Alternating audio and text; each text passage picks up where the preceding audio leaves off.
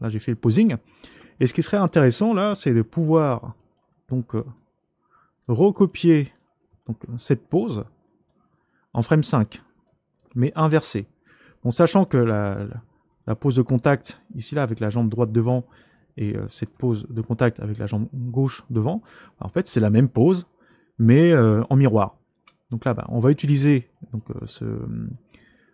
ce plugin, donc Studio Library, pour faire ça. Donc toujours pareil, donc je sélectionne tous les contrôleurs, je clique sur le Sync Plus, et attention là, on ne va pas faire une pause, mais on va plutôt faire ce qu'on appelle un Mirror Table. Donc là, je clique dessus, là, Mirror Table. Donc là, veillez à ce que les contrôleurs soient bien tous sélectionnés. Donc là, je vais faire, donc, je vais donner un nom. Je vais donc l'appeler donc pose contact. Donc jambe droite devant. Voilà, je vais le faire comme ça. Ensuite, donc le système va nous demander quel est le mirror plane. Donc le mirror plane, simplement, ça va être le plan de symétrie pour le personnage. Donc là, si on regarde l'axe du monde, ici là, donc on s'aperçoit que Y, donc je vais le mettre en vert, Y c'est l'axe vertical, et Z,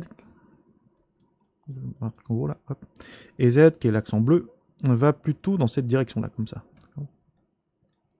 Z. Et X en rouge part comme ça.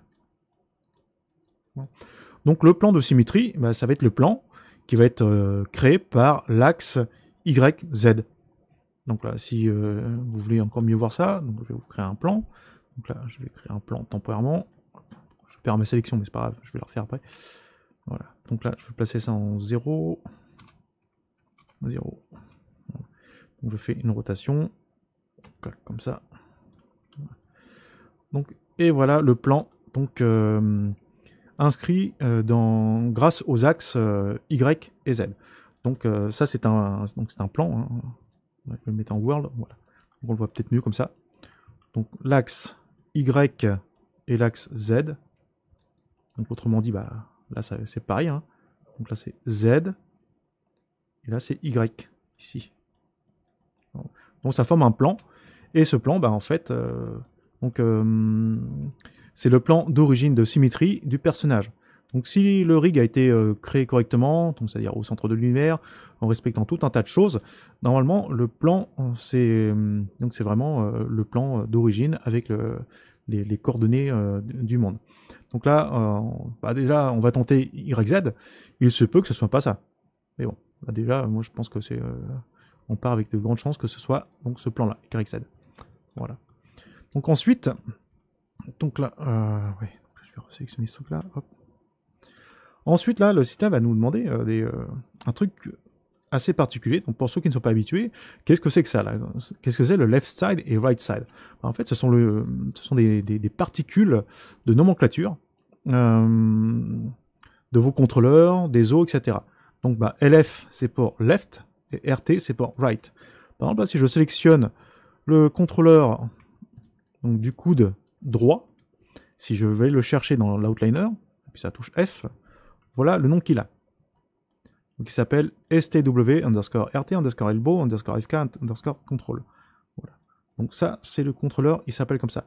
Et donc là, nous avons cette fameuse particule donc, qui s'appelle RT underscore. Donc là, si un rig est bien réalisé, donc il doit avoir ces particules quasiment partout. Sur les os, sur les contrôleurs, sur plein de choses. Donc là, on retrouve également l'autre partie, donc le LF.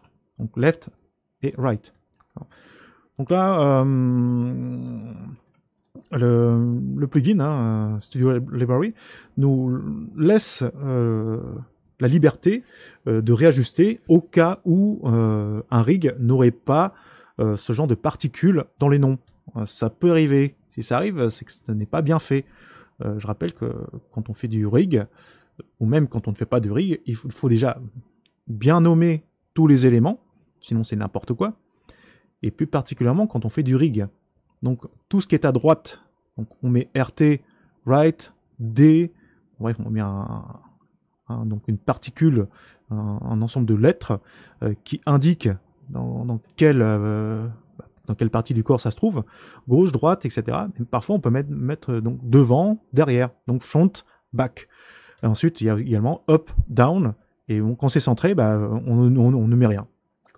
Donc là, quand un rig est bien réalisé, donc là on voit que par exemple le rig de Stewart, il y a bien les particules LF et RT.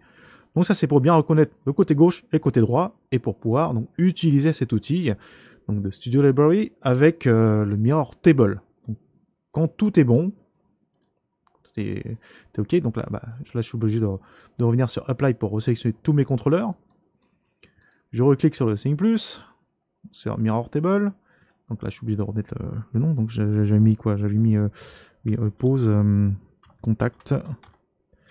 Donc jambe droite devant. Voilà. Donc là, le Mirror Plane, c'est donc YZ. Ok, c'est bon. Je clique sur Save après avoir bien sélectionné tous mes contrôleurs de Stewart, du personnage, même ceux qui sont cachés, on ne sait jamais. Et je clique sur Save. Je dis Yes. Et voilà. Donc là, le système me crée, voilà. Donc là, un Mirror Table que je vais pouvoir réutiliser. Donc en gros, comment est-ce que j'utilise ça? Je viens sur la frame 5. Là, plusieurs possibilités. Mais moi, je préfère faire la chose suivante. J'appuie sur S tout de suite. Comme ça, je place une clé d'animation dessus. Et là, vous voyez que le système, avec la vignette qui est sélectionnée, nous propose de faire donc un swap sur le Selected Range. Alors attention, n'utilisez pas All Keys pour le moment. Donc All Keys, il va le faire sur toutes les clés de la timeline. Moi, j'ai déjà fait le test. Parfois, ça donne des trucs bizarres. Ça peut servir, mais moi, ça ne m'intéresse pas. Donc là, je laisse sur Selected Range, je laisse sur From Selection et je clique sur Apply. Voilà. En faisant ça, qu'est-ce qui se passe? Voilà. Donc, il se passe la chose suivante. Donc là, j'ai la pose qui est inversée, donc en miroir, tout simplement. Donc c'est assez pratique comme système, grâce au Studio Library. Donc là, en quelques clics, on a appliqué la pose miroir. Alors moi, ce que j'aime bien faire également, juste après, c'est appuyer sur la touche S. Parce que faites attention, hein, le Studio Library, parfois, alors je n'ai pas encore compris toutes les subtilités, mais parfois il place des clés d'animation tout seul, et parfois il n'en met pas. Donc selon les cas, donc selon si vous placez une pause, si vous placez un mirror table, etc. Donc moi, juste derrière, je rappuie sur S pour placer une clé d'animation.